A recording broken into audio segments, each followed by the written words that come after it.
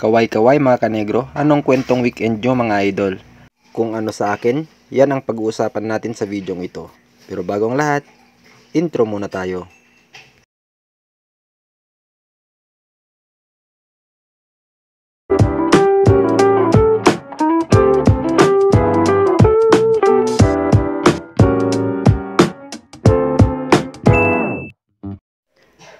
Ang weekend natin mga kanegro ay sinimulan natin sa pagbabaliktad ng mga itlog dito sa ating carton incubator.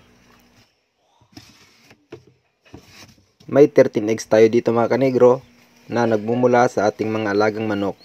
Sari-saring mga breeds mga idol.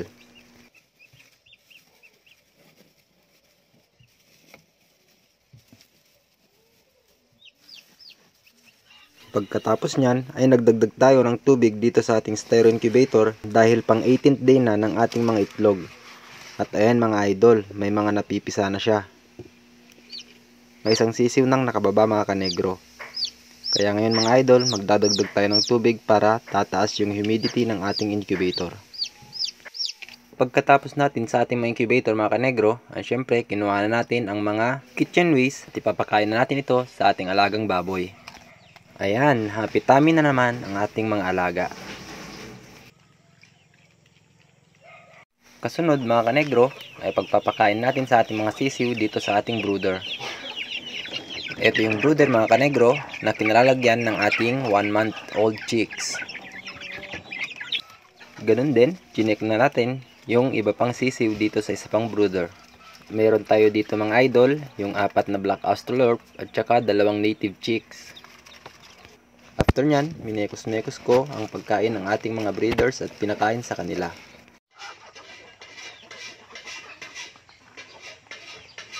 So ayan, tapos na tayo dito sa ating manukan. Dito naman tayo sa rabbit tree.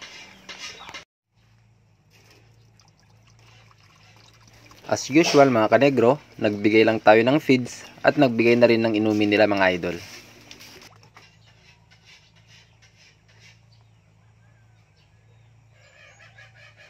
Pagkatapos natin sa backyard mga kanegro, ay samahan nyo kami at maglaro tayo sa putikan.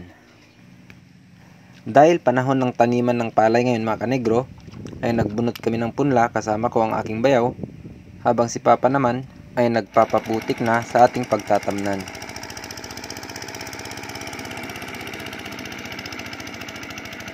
Ayan mga kanegro, nabunot na natin lahat ng punla. Samahan nyo kami sa pagtatanim mga idol. Pasensya na mga kanegro, hindi ba tayo ganun kabihasa sa pagtatanim. Ang mahalaga mga idol, may matatapos tayo.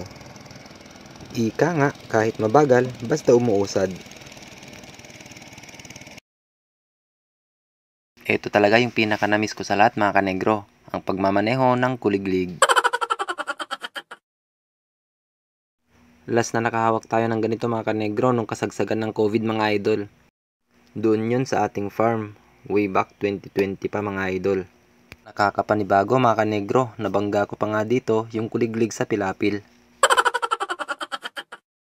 Pero yakang-yaka naman. Basic lang yan sa akin mga idol. Kung gusto nyo nga, bilisan ko eh.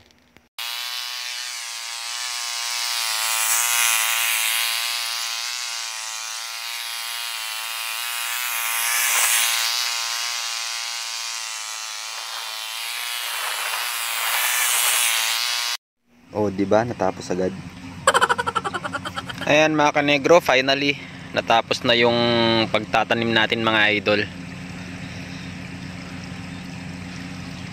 To end mga idol, balik tayo sa ating backyard. At pagkatapos nating maglaro sa putikan mga idol, ay nagpakain tayo ng ating mga alagang manok, pantanggal ng pagod. So ayun lang mga idol. Peace out and happy farming!